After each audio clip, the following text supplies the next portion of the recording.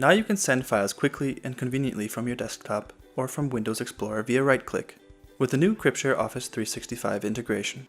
All you have to do is right-click on the file and select Send with Cryptshare.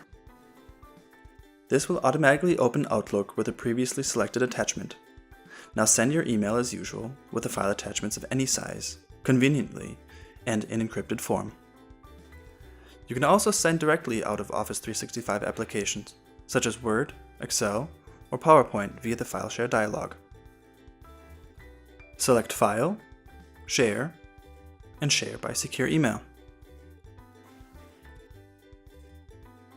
Your Outlook email client opens automatically, and the file you have just edited is attached as an attachment to a new email.